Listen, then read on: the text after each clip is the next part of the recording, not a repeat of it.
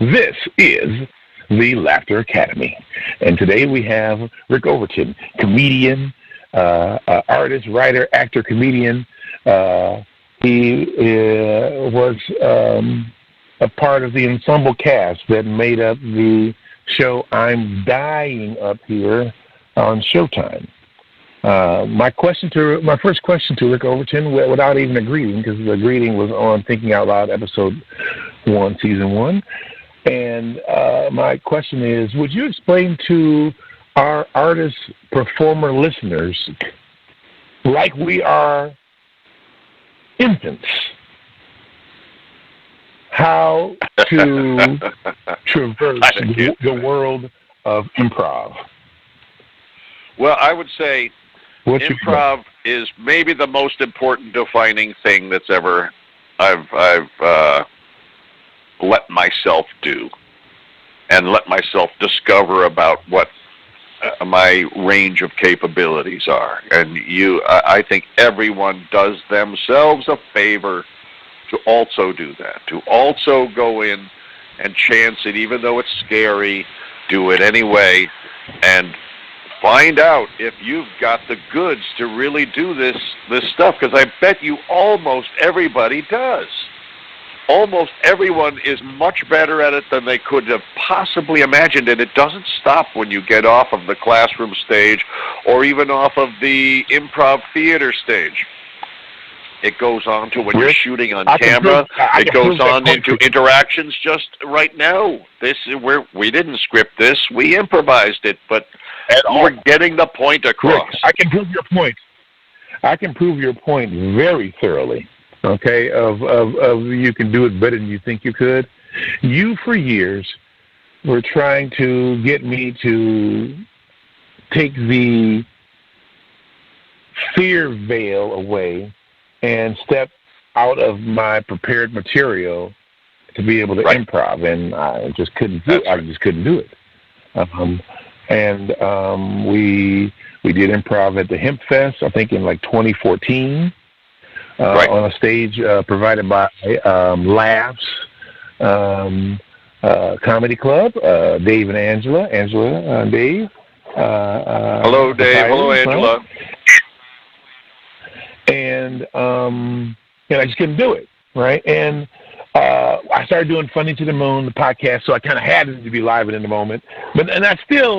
I really hated when my co-host, Tina Manu, was gone, right? And I'd be sitting there talking about myself. I hated it because I would be having improv in the moment, just talk by myself. I despise that. And then, Rick, I went into the music studio when our plan was to do like an updated version of What a Wonderful World. And in the moment, the keyboardist, the pianist, Chelsea Eve, says to me, well, why don't you do the weed version? All right? And I'm thinking, and I say right there in the moment, we got to write something. And the bassist the trumpeter says to the bassist, do that thing you were doing a minute ago. And he starts this bass groove, Rick Overton, my friend and mentor, who tried to get me to improv. And I improv an entire song on the fly. There you go. And see something like that. Well, I said like motherfucker twice. But it was perfect other than that, right? And the motherfucker was just there. Depends on the crowd. Depends on the crowd. But the motherfucker could be right for the right room. Saturday night. Right.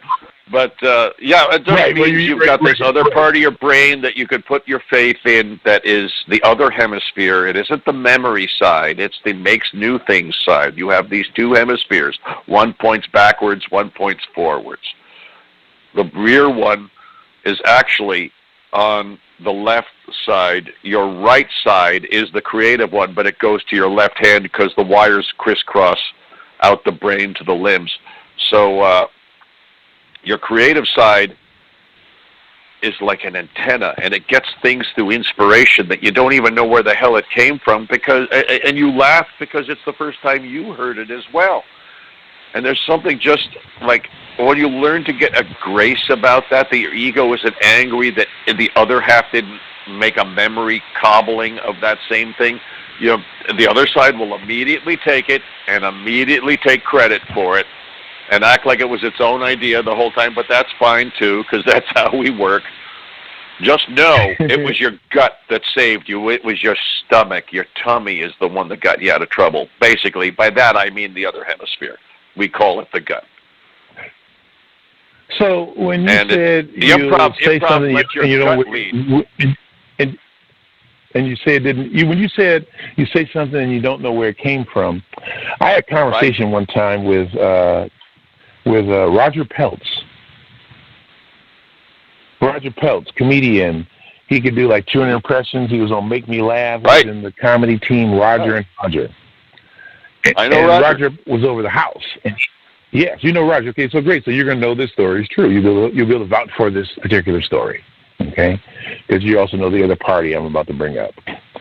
So Roger and I have a conversation on the patio in Tacoma, Washington. We had just been at the Tacoma Comedy Club the night before, and he spent the night. And he said to me, "I want to pass this torch to you. If I get impressionist to impressionist." I said, "What do you mean?" He said that Red Fox saw him in Vegas doing Red Fox. And Red waited backstage and came up to him after the show and said, "I like the way you impersonated me, so after I'm gone, keep my name alive."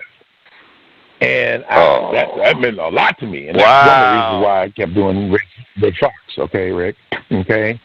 And so Roger Peltz and I have a conversation about people stealing material, right? And he starts talking about Robin Williams.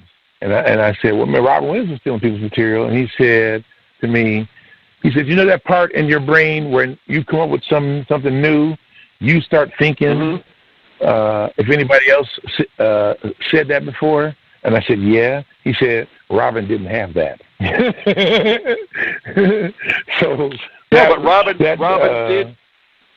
Doug truly believed it was just coming out of his own mouth, you know. Yes, and Rick and Roger Peltz said, if you went up to Robin Williams and said to him, "Hey man, you stole my joke," he'd write you a check for $3,000 right on the spot. That's what Roger said. Now I don't know if you've ever seen that or not happen or not, but that's what Roger said, and I was like, "Whoa, okay, that's that." Back then, that was $3,000 would have been a lot in the '80s. Yeah. Yeah, right in the '80s, like the subconscious, the collective subconscious. It is a giant mechanism. It's like the cloud. It's like the data cloud. It's that thing when you tap into it. You know, musicians go there. How many times have you seen a musician? There's like recognizable licks that everyone does. I'm starting to liken it to music, that you start to see the chord arrangement. Someone pulled a piece from this and a piece from that, but it sounds like a third thing when they go together. And the ones who made the two separate pieces go, "Yeah, but those are our two separate pieces." But that's just the way art works, man. We're all using English. We're all using someone else's invention. Or we're using whatever else other language is in between. We're all using somebody else's work. Yes, the lyrics from Stevie Wonder's Sir Duke. Music is a language we all understand. Something like that. Yeah. Yeah, right. With an equal opportunity to dance, sing, and clap their hands. So the improv world.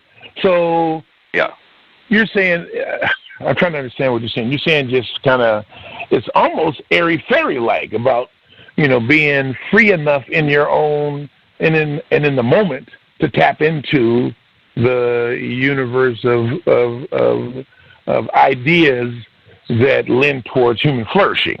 Maybe if you are receptive to finding that. Well, Jung called it the collective unconscious. Jung called it the collective unconscious, and the Matrix. It's Tank suddenly downloads in your head how to do kung fu or fly a helicopter. But it's seek and ye shall find, ask and ye shall receive is another way to look at it. But I think there are different ways to describe accessing a larger flow of knowledge like a radio. In Kabbalah, they refer to themselves as radios. They say that we are data receivers made from saltwater crystals, and which are, all conductive receivers. So it's like maybe it's just the audacity to ask for something. You're right. The water doctor there's a guy called the water doctor. He has the water cure. I have no idea if any of this is true, but it made sense to me, Rick. He said that when you drink enough water, your body shares it equally. But when you don't drink enough water, your brain takes its part first. It's like the brain is saying, hey, fuck a toe, I'm running the show.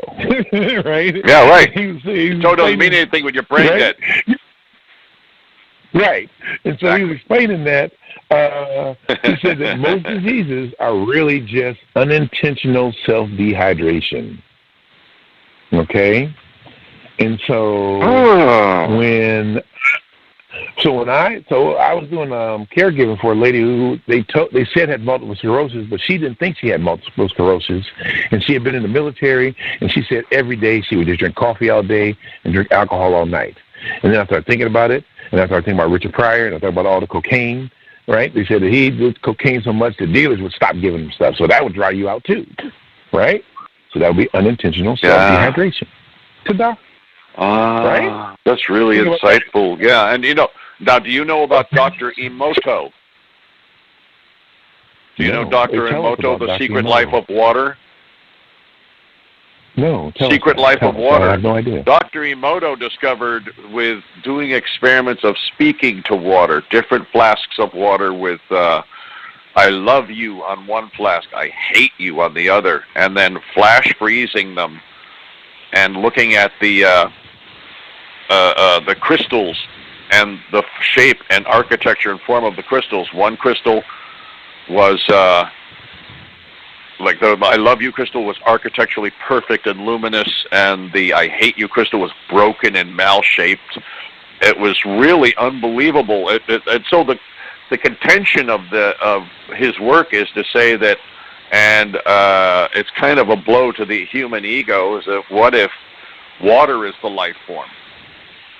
It's a life form. Well, we are skin and intelligent. And if it's 70% of us, if it's 70% of us, then why don't we have a look at the possibility that it is actually our essence, our life form, and that we are okay. How about this? We are just an RV that it is using to travel across the earth and experience things.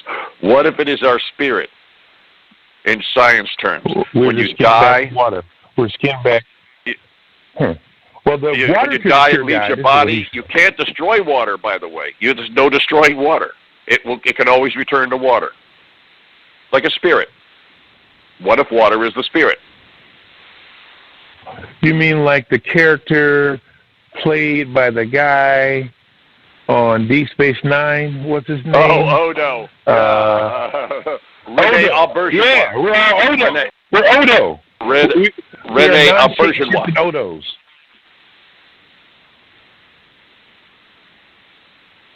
Hello? Hello? That's it. Hello? Yes. Hello? Yes, okay, I can hear you. I can hear you. Can you hear me? Listen, the sound is not great on this line. Uh-oh. I should have told me that a while ago. Okay, so can you hear me now? Can you hear me now? I hear, yeah. How about now? But it's just when we're both talking, we can't hear each other. There's a noise cancel, so we don't know when the other is talking. Okay, so how about this, Rick? Let me just give you a little bit more information about the water cure guy, and then we wrap this one up and we continue in the future. How about that? Okay, so okay, dude. The water cure guy, he said that, he said your lungs are 75% water. Your brain was like maybe 70% water. Your bones are 22% water. He said that the old way of thinking was if you drink 8 glasses of water a day, he said that 8 glasses of water a day is for minimum health. He said whatever your body weight is, you should drink that number in half in ounces every day with a quarter teaspoon of sea salt at night and in the morning in your water because you are a human electrolysis plant. How about that? Yeah. And he said that he had a list of the things that he thought were really just unintentional dehydration, and they included arthritis, multiple sclerosis, lower back pain, and a whole bunch of other stuff. My memory didn't grant me with the ability to regurgitate right this second, but we'll continue this conversation. I love you. That's with great all my info. Heart. Love you right back, Travis Simmons. Thank you for inviting me onto your premier first show. Long may you run. Would you do a station identification for like something like this? This is Talking Out Loud on the It's Your Fault for Listening network.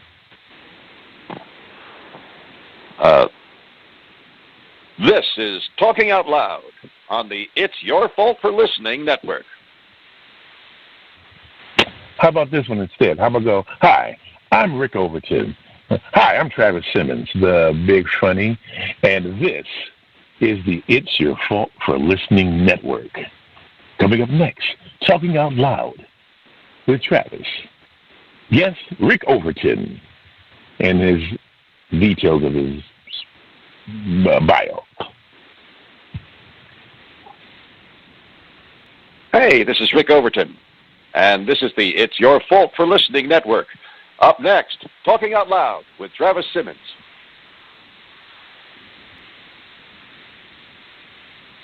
Thank you, my friend. I appreciate you greatly. I'll talk to you soon. Hey, talk soon. Good job. All right, we'll talk some more. Yeah, get this together and let me know how it goes. That was so beautiful. Yeah, so I have a question for you. Listen, before we go, I want to give you a note. We can't hear each other. Sometimes when the other person's talking and we're both going at once, it's because there's something about the sound we can't hear each other. Because I'll hear you flipping in while I'm talking like you couldn't hear me either. Maybe there's a noise cancel feature, but it's really about listening. It's really about listening to what the other person is saying and really hearing it. So the whole time you're thinking about what you're going to say next, you're also completely listening to what they're saying. And sometimes you don't have to make a big reaction, but some kind of little reaction to it. Mm-hmm. To acknowledge it besides just, good, now here's the next question. Just a little something. It doesn't have to be big. And it can stay conversational. It's that kind of back and forth grace that a host has. Okay, I will. Who are some of the greatest hosts that you would say I should maybe take a peek at, if there be one? You know, they're very good hosts that would be on any show where they just talk. You know, like watch the What Green about Steve Allen? Steve Allen, Dick Cavett. Steve Allen, yeah. Dick Cavett, perfect. Yeah, and they listen. They're really listening to what you said, so their answers to each thing had to do with the response the guest gave. And it's not just go to next question. And then it's somehow the art is you heard the answer, respond to answer, and blend, segue it into the next question.